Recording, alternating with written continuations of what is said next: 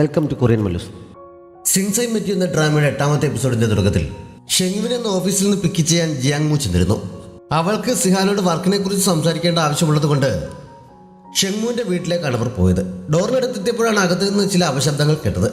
ഷെങ്മു സിഹാനും കൂടി സോഫയിലേക്ക് മറിഞ്ഞു വീണ സമയത്താണ് അവർ പുറത്തെത്തിയത്. അവിടെ നിന്ന് എഴുന്നേൽക്കാൻ ശ്രമിക്കുന്നതിനിടയിൽ അവർ പറഞ്ഞതൊക്കെ കേട്ടപ്പോൾ പുറത്തുനിന്ന് അവർ ശരിക്കും തെറ്റിദ്ധരിക്കുന്നു. അവൾക്ക് ഡോർ ലോക്കിന്റെ പാസ്വേഡ് അറിയാമായിരുന്നതിനാൽ എന്താണ് സംഭവം എന്നറിയാൻ അവർ വാതിൽ തുറന്ന് അകത്തേക്ക് കയറിയപ്പോഴാണ് റൂയി അങ്ങോട്ടേക്ക് ഓടി വരുന്നത് കണ്ടത്. സോഫയിലെ അവരുടെ കിടപ്പ് കൂടി കണ്ടപ്പോൾ അവരുടെ തെറ്റിദ്ധാരണ ഒന്നുകൂടി കൂടുന്നു. അതുകൊണ്ടാണ് ഓടിച്ചെന്ന് റൂയിയുടെ കണ്ണ് പൊത്തിപ്പിടിച്ചത്. അവരെ കണ്ടതും സിഹാനും അവനും ചാടി എഴുന്നേൽക്കുന്നുണ്ട്. പക്ഷെ അപ്പോഴും മുറിയിൽ നിന്ന് എഴുന്നേടുന്ന ഡ്രസ്സൊക്കെ കണ്ടപ്പോൾ അവർ അവരെ തെറ്റിദ്ധരിക്കുക തന്നെ ചെയ്യുന്നു. നിങ്ങൾ കണ്ടിന്യൂ ചെയ്തോ, ഞങ്ങൾ പോയേക്കാം, പക്ഷേ അടുത്ത തവണ നിങ്ങളുടെ സൗണ്ട് കുറച്ച് കൺട്രോൾ ചെയ്യാൻ ശ്രമിക്കണം എന്ന് ഉപദേശിച്ചിട്ട് റൂയി അകത്തേക്ക് പറഞ്ഞയച്ച് അവർ അവിടെ നിന്ന് വേഗം പോകുന്നു. സിഹാൻ നാണക്കെട്ട് കൊണ്ട് വേഗം അകത്തേക്ക് ഓടി പോകുന്നുണ്ട്.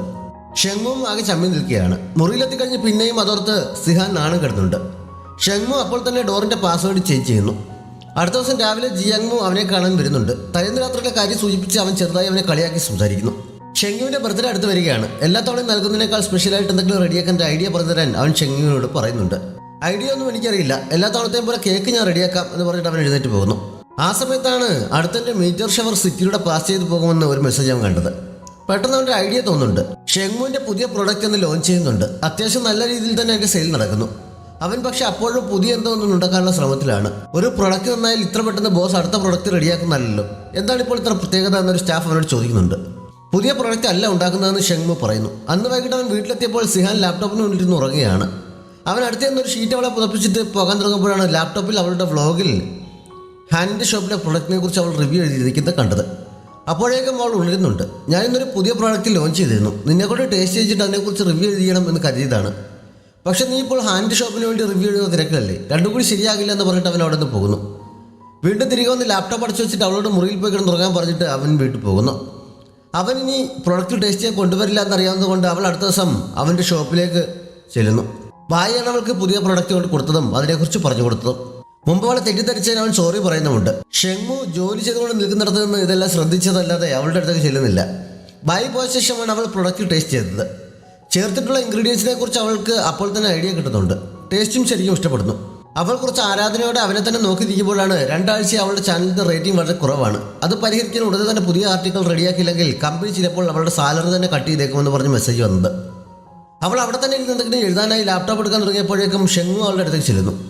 അവൻ പുതിയ പ്രൊജക്റ്റിനെ കുറിച്ച് അവളുടെ അഭിപ്രായം ചോദിച്ചിട്ട് അവൾ കഴിച്ചതിൻ്റെ ബാക്കി അവിടെ ഇരുന്ന് കഴിക്കാൻ തുടങ്ങുന്നു.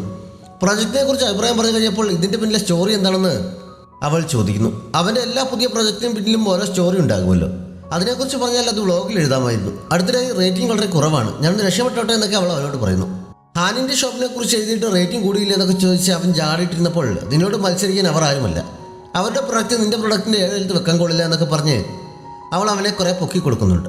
അവരുടെ സംസാരം റൂയിയും അടുത്ത 3 സ്റ്റാഫും കൂടി ഒളിച്ചു നിൽക്കി ശ്രദ്ധിക്കുന്നുണ്ടായിരുന്നു. നമ്മളറിയാതെ അവർ റിലേഷൻഷിപ്പിലാണെന്നാണ് തോന്നുന്നത്. അവർ തമ്മിൽ വല്ല ബന്ധവുമുണ്ടോ എന്ന് റൂയിയോട് ചോദിക്കുന്നു. അവർ ഒരു ഫാമിലിയാണെന്നാണ് അവൻ പറഞ്ഞത്. കുറച്ച് സമയം അവിടെ നിന്ന് മനസ്സിൽ തോന്നിയ സംശയങ്ങളെല്ലാം പരസ്പരം പറഞ്ഞിട്ട് അവർ അകത്തേക്ക് കയറി പോകുന്നുണ്ട്. അവൾ കുറച്ച് പുകഴ്ത്തി പറഞ്ഞപ്പോൾ സ്റ്റോറി എന്താണെന്ന് പറയാൻ അവൻ തയ്യാറാകുന്നു. ലവ് റിലേഷൻഷിപ്പിൽ ചിലപ്പോൾ ചില കൈപ്പുള്ള അനുഭവങ്ങളൊക്കെ നേരിടേണ്ടി വരും, പക്ഷെ അതുപോലെ തന്നെ മധുരമുള്ളതുമാണ്. അതിനെ ബേസ് ചെയ്താണ് ഇങ്ങനൊരു പ്രൊഡക്റ്റ് ഉണ്ടാക്കിയത് എന്ന് അവൻ പറഞ്ഞപ്പോൾ കുറച്ചു നേരം ചിന്തിച്ചതിന് ശേഷം നിനക്ക് അസൂയ തോന്നിയിട്ടുണ്ടല്ലേ എന്നവൾ ചോദിക്കുന്നു. അവൻ പക്ഷെ അംഗീകരിച്ചു കൊടുക്കാതെ റൂയിയാൻ കൂട്ടി വീട്ടിലേക്ക് പോകാൻ അവളോട് പറയുന്നു. ഇതെല്ലാം നിനക്ക് വേറെന്തെങ്കിലും എന്നോട് പറയാനുണ്ടോ എന്ന് അവൾ ചോദിച്ചിട്ട് അവൻ പറയുന്നില്ല. ഇഷ്ടമെന്ന കാര്യം തുറന്നു പറയുമെന്ന് അവൾ പ്രതീക്ഷിച്ചതാണ്.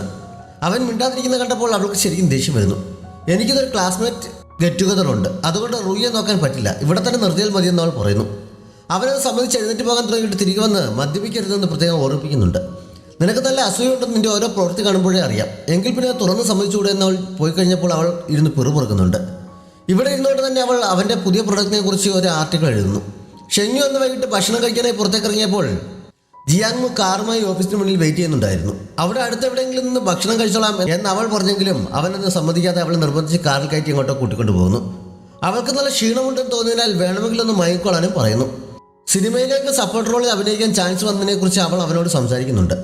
അവന് താല്പര്യമുണ്ടെന്ന് ചോദിച്ചപ്പോൾ അതിനെക്കുറിച്ചൊക്കെ നമുക്ക് പിന്നീട് സംസാരിക്കാം, ഇപ്പോൾ നീ റെസ്റ്റ് എടുത്തോളാൻ പറഞ്ഞിട്ട് അവൻ വണ്ടി എടുക്കുന്നു. കുറച്ച് ദൂരെയുള്ള സ്ഥലത്തേക്കാണ് അവൻ അവളുമായി പോയത്. അവിടെ എത്തിയപ്പോഴേക്കും അവൾ നല്ല ഉറക്കം പിടിച്ചിരുന്നു. അവൻ അവളെ ഉണർത്താതെ അവിടെ വെയിറ്റ് ചെയ്യുന്നുണ്ട്. അന്ന് ഷെങ്മു ഷോപ്പ് അടയ്ക്കാനായപ്പോഴേക്കും സിയാങ് അവിടെ എത്തി അവനെ ഇഷ്ടമാണ്, ബോയ് ഫ്രണ്ട് ആയിക്കൂടെ എന്ന് ചോദിക്കുന്നുണ്ട്. ഷെങ്മു മറുപടി പോലും പറയാതെ വേഗം അകത്തേക്ക് കയറി പോകുന്നു. അവളാകെ നാണം കെട്ട് അവിടെ നിന്ന് കരയാൻ തുടങ്ങിയപ്പോഴാണ് ഈഹങ് അവരുടെ സംസാരം കേട്ടു എന്ന് മനസ്സിലാക്കുന്നത്. അവളുടെ ചമ്മൽ ഒന്നുകൂടി കൂടുന്നു. അവളുടെ വിഷമം കണ്ടപ്പോൾ ഞാൻ ഈ കാര്യം മറ്റാരോട് പറയില്ല എന്ന് അവൾക്ക് വാക്ക് കൊടുക്കുന്നു. മാത്രമല്ല അവളുടെ മൂഡ് ഓഫ് മാറ്റാൻ വേണ്ടി കുറച്ച് അവൾക്കൊപ്പം ചെന്നിരിക്കുന്നുമുണ്ട്. ഷോപ്പ് ക്ലോസ് ചെയ്യാനുള്ള സമയമായിട്ടും അവൾ അങ്ങനെ തന്നെ ഇരിക്കുകയാണ്. അവനെ പോകാനും സമ്മതിക്കുന്നില്ല. അവസാനം അവളുടെ മൂഡ് ചേഞ്ച് ആക്കിയാലും അവിടെ പോകാൻ പറ്റുമെന്ന് മനസ്സിലാകുന്നതിനാൽ അവൻ കുറച്ച് കോമഡിയൊക്കെ പറഞ്ഞു നോക്കുന്നുണ്ട്. കുറെ കഴിഞ്ഞപ്പോൾ അവൾക്ക് വിഷമൊക്കെ മറന്ന് ചിരിക്കാൻ തുടങ്ങുന്നു. സിഹാൻ ക്ലാസ് ഗെറ്റ് ടുഗദർ എത്തിക്കഴിഞ്ഞപ്പോഴാണ് ഹാനാണ് അങ്ങനെ ഒരു ഗെറ്റ് ടുഗദർ സംഘടിപ്പിച്ചതെന്ന് അറിയുന്നത്. അവൾ ചെന്ന ശേഷമാണ് അവനെത്തിയത്. അവളുടെ ആർട്ടിക്കിൾ കാരണം അവൻ്റെ ഷോപ്പിൽ അത്യാവശ്യം നല്ല സെയിൽസ് നടക്കുന്നുണ്ട്. പക്ഷെ അതിന് നന്ദി പറയാനായി അവളെ ട്രീറ്റ് ചെയ്യാൻ പലതവണ വിളിച്ചിട്ടും അവൾ ഒഴിഞ്ഞു മാറുകയാണ് ചെയ്തത്. അതുകൊണ്ടാണ് ഇങ്ങനൊരു ഗെറ്റ് ടുഗദർ സംഘടിപ്പിക്കാൻ തീരുമാനിച്ചത്. കുറേ കാലത്തിന് ശേഷം ഒത്തുകൂടിയതല്ലേ, ഫ്രണ്ട്സ് അവളെ വൈൻ കഴിക്കാൻ നിർബന്ധിക്കുന്നുണ്ട്. മദ്യപിക്കരുതെന്ന് ഷെങ്മു പ്രത്യേകം പറഞ്ഞയച്ച് ഓർമ്മ വന്നത് കാരണം അവൾ മടിച്ചിരുന്നതാണ്. അവൾക്ക് പകരം ഹാൻ കുടിക്കാൻ തയ്യാറായതുമാണ്. പക്ഷേ ഫ്രണ്ട്സ് അത് സമ്മതിക്കുന്നില്ല. അവസാനം അവൾക്കും കുടിക്കേണ്ടി വരുന്നു. നേരെ ഒരുപാടായിട്ടും അവളെ കാണാത്ത കൊണ്ട് മെസ്സേജ് വരുന്നുണ്ടെന്ന് ഫോണിലേക്ക് അവൻ ഇടയ്ക്കിടെ നോക്കുന്നുണ്ട്. അവൻ വിളിക്കുന്നുണ്ടെന്ന് അവൾ ഫോൺ എടുത്ത് ഇടയ്ക്കിടെ നോക്കുന്നു. ഷെങ്മു പലതവണ മെസ്സേജ് അയക്കാൻ ടൈപ്പ് ചെയ്തെങ്കിലും സെൻഡ് ചെയ്യാതെ ഡിലീറ്റ് ആക്കുന്നു. പാർട്ടി കഴിഞ്ഞപ്പോഴേക്കും സിഹാൻ അത്യാവശ്യം നല്ല ഫോമിലായി കഴിഞ്ഞിരുന്നു. അപ്പോഴേക്കും മറ്റുള്ളവരെല്ലാം പോയി അവളും ഹാനും മാത്രമാകുന്നു. ഹാനും മുമ്പ് തന്നെ അവളോട് ഇഷ്ടമുണ്ടായിരുന്നു എന്ന് പറഞ്ഞിട്ടുണ്ടല്ലോ. ഇപ്പോൾ അവനത് തുറന്ന് സമ്മതിക്കുന്നു. വിദേശത്ത് പഠിക്കാൻ വേണ്ടി 1 വർഷം മുമ്പ് നിന്നെ ഞാൻ മനഃപൂർവ്വം കാട്ടിൽ നിന്ന് അടിച്ചതാണ്. ഇപ്പോൾ നിനക്ക് വേണ്ടിയാണ് ഞാൻ തിരികെ വന്നിരിക്കുന്നത്. എനിക്കൊരു ചാൻസ് കൂടി തന്നുകൂടെ? ഇപ്പോഴും നിനക്ക് എന്നോട് ആ പഴയ ഇഷ്ടമുണ്ടോ എന്ന് അവൻ അവളോട് ചോദിക്കുന്നു. റിലേ പോയിരിക്കുകയാണെങ്കിലും ഇഷ്ടമാണെന്ന് അവൾ മറുപടി പറഞ്ഞപ്പോൾ അവനൊന്ന് സന്തോഷിക്കുന്നുണ്ട്. പക്ഷേ അതിന് തൊട്ട് പുറകെ തന്നെ അവൾ ഷെങ്മുവിൻ്റെ പേരാണ് പറഞ്ഞത്. അവൾ ഇഷ്ടപ്പെടുന്ന അവരെയാണെന്ന് ഹാനിന് മനസ്സിലാകുന്നു. ആ സമയത്ത് ഷെങ്മു അവളുടെ ഫോണിലേക്ക് വിളിക്കുന്നുണ്ട്. ഹാൻ എന്തായാലും സെൽഫിഷ് അല്ലാത്തത് കൊണ്ട് ഫോൺ എടുത്ത് അവളുടെ കണ്ടീഷനെ കുറിച്ച് പറഞ്ഞിട്ട് ലൊക്കേഷനും പറഞ്ഞു കൊടുക്കുന്നു. ഷെങ്മു വളരെ വേഗം തന്നെ അവിടെ എത്തുന്നുണ്ട്. ഹാൻ അവളെയും താങ്ങി പിടിച്ച് പുറത്ത് വെയിറ്റ് ചെയ്യുന്നുണ്ടായിരുന്നു. അവളെ ഇത്രയും കുടിക്കാൻ അനുവദിച്ച് എന്തിനാണെന്ന് ഷെങ്മു അവനോട് ചോദിക്കുന്നു. നീ അവളെ ശരിക്കും കെയർ ചെയ്യുമെന്ന് ഞാൻ പ്രതീക്ഷിക്കുന്നു എന്ന് ഹാൻ പറഞ്ഞപ്പോൾ എന്തായാലും നിന്നേക്കാൾ നന്നായി ഞാൻ കെയർ ചെയ്യുമെന്ന് പറഞ്ഞ് ഷെങ്മു അവളെ കൂട്ടിക്കൊണ്ടു പോകുന്നു. വണ്ടിയിൽ നിന്ന് നോക്കിപ്പോയ ഷെങ്മു ഉണർന്നപ്പോഴാണ് അവൻ ഒരുപാട് ദൂരത്തേക്കാണ് തൻ്റെ കൂട്ടിയൊതുക്കൊണ്ട് വന്നിരിക്കുന്നതെന്ന് അറിയുന്നത്. അവിടെ ആണെങ്കിൽ ഫോണിൽ റേഞ്ച് കിട്ടുന്നുണ്ടായിരുന്നില്ല. ഓഫീസിലെ കാര്യം ഓർത്ത് വിഷമിക്കേണ്ട ആവശ്യമില്ല. സ്റ്റാഫിനെ വിളിച്ചെല്ലാം നേരത്തെ തന്നെ അറേഞ്ച് ചെയ്തിട്ടുണ്ട്. അവിടുത്തെ കാര്യങ്ങൾ അവർ നോക്കിക്കൊള്ളുമെന്ന് അവൻ പറയുന്നു. അന്ന് അവളുടെ ബർത്ത്ഡേ ആയിരുന്നതിനാൽ അവൾക്കൊരു സർപ്രൈസ് കൊടുക്കാൻ വേണ്ടിയാണ് അവൻ അത്ര ദൂരം കൂട്ടിക്കൊണ്ടുവന്നത്. മെറ്റിയോർ ഫാലിംഗ് ഉണ്ടാകുമെന്ന് മുമ്പൊരു ദിവസം അവൻ ന്യൂസ് കണ്ടിരുന്നല്ലോ. ഈ സ്ഥലത്താണ് ഇത് സംഭവിക്കുമെന്ന് പറഞ്ഞിരുന്നത്. പറഞ്ഞിരുന്ന സമയമായപ്പോൾ സർപ്രൈസ് നൽകാനായി അവൻ അവളോട് അങ്ങോട്ടേക്ക് നോക്കാൻ പറഞ്ഞെങ്കിലും ആ സമയത്തൊന്നും നടക്കുന്നില്ല.